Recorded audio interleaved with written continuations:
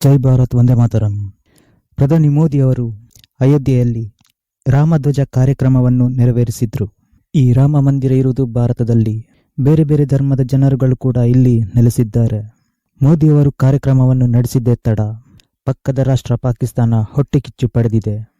ಇನ್ನು ಇದರ ಬಗ್ಗೆ ಪಾಕಿಸ್ತಾನ ಹೇಳುತ್ತೆ, ಮೋದಿಯವರ ಈ ಕಾರ್ಯಕ್ರಮದಿಂದಾಗಿ ಭಾರತದಲ್ಲಿರುವ ಅಲ್ಪಸಂಖ್ಯಾತರಿಗೆ ತುಂಬಾ ತೊಂದರೆಯಾಗುತ್ತಿದೆ ಅಂತ ಹೇಳಿದ್ರು.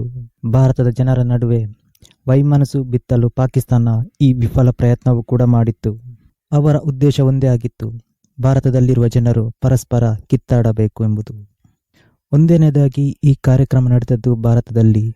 ಭಾರತದ ಪ್ರಧಾನಿ ಆಗಿದ್ದರಿಂದ ಸಹಜವಾಗಿಯೇ ಅವರು ಈ ಕಾರ್ಯಕ್ರಮವನ್ನು ನೆರವೇರಿಸಿದ್ದಾರೆ. ಇನ್ನು ಈ ರಾಮ ಮಂದಿರ ನೆರವೇರಿಸಲು ಕೂಡ ಅವರ ಪ್ರಯತ್ನವೂ ಕೂಡ ತುಂಬಾವಿದೆ.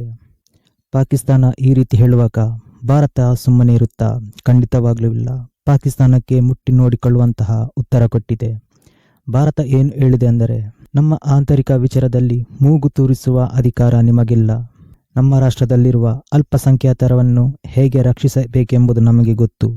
ಭಾರತದಲ್ಲಿ ಯಾವುದೇ ರೀತಿಯ ತೊಂದರೆಗಳಾಗಲಿ ಅಥವಾ ಅಪಾಯಗಳಾಗಲಿ ಅಲ್ಪಸಂಖ್ಯಾತರಿಗೆ ಆಗಲಿಲ್ಲ. ಆದರೆ ಪಾಕಿಸ್ತಾನದ ಪರಿಸ್ಥಿತಿ ಹೇಗಿದೆ? ಅಲ್ಲಿ ಅಲ್ಪಸಂಖ್ಯಾತರ ಸಂಖ್ಯೆ ಗಣನೀಯವಾಗಿ ಇಳಿಯುತ್ತಾ ಇದೆ. ಇನ್ನು ಪಾಕಿಸ್ತಾನ ಕನಿಷ್ಠ ಮಾನವ ಹಕ್ಕು ಸೂಚ್ಯಂಕಗಳನ್ನು ಹೊಂದಿರುವ ರಾಷ್ಟ್ರ. ಅಂತಹ ರಾಷ್ಟ್ರಗಳಿಂದ ನಮಗೆ ನೈತಿಕ ಪಾಠ ಮಾಡುವ ಅಗತ್ಯವಿಲ್ಲ ಅಂತ ಭಾರತವು ಇದಕ್ಕೆ ಪಾಕಿಸ್ತಾನಕ್ಕೆ ತೀಕ್ಷ್ಣವಾಗಿ ಉತ್ತರವನ್ನು ಕೊಟ್ಟಿದೆ. ಈ ರೀತಿಯ ಒಂದು ಉತ್ತರ ಪಾಕಿಸ್ತಾನಕ್ಕೆ ಅಗತ್ಯವಾಗಿತ್ತು. ಅವರಿಗೆ ಎಷ್ಟು ಧೈರ್ಯ ಭಾರತದ ಧಾರ್ಮಿಕ ಕ್ಷೇತ್ರದ ಬಗ್ಗೆ ಹಸ್ತಕ್ಷೇಪ ಮಾಡಲು.